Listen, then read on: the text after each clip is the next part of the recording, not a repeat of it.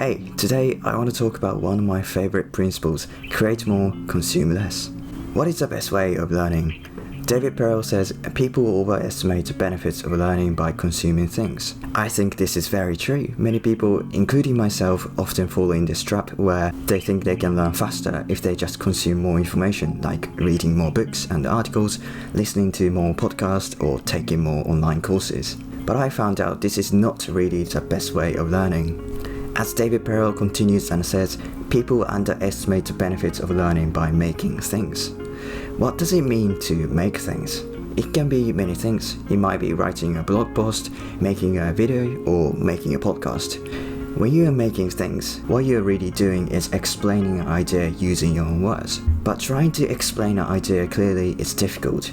You really need a deep understanding of the subject to be able to explain it to someone. That means if you're struggling to explain something in your own words, you haven't completely understood the idea. Honestly, this struggle doesn't feel great. It makes you feel stupid.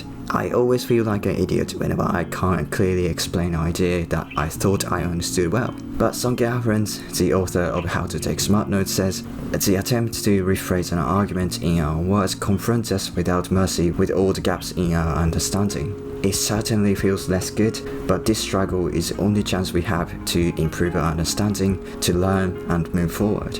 This is precisely why we should create more rather than consume more, because the struggle you have when you are creating things is the only chance we have to improve our understanding.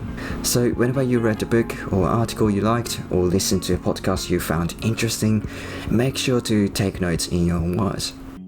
There is this illustration I love by Anne Laure which captures this point. Consuming things without taking notes is almost a waste of your time. Then someone asked, what do I do with the notes I took? She said, create your own content. Oftentimes people do nothing after taking notes, which is fine, but if you want to learn even more, you should use your notes to create your own content. Write a blog post, make a video, start a newsletter. You can do so much with your notes. In fact, that is precisely what I did to make this video. It's always kind of challenging to create your own content, but it helps me so much to improve my understanding and learn more. Additionally, as a bonus, you get to build an audience online and attract new opportunities and people as well if you create your own content. But I already talked about that in my previous video about learning in public, so if you're interested, please check it out.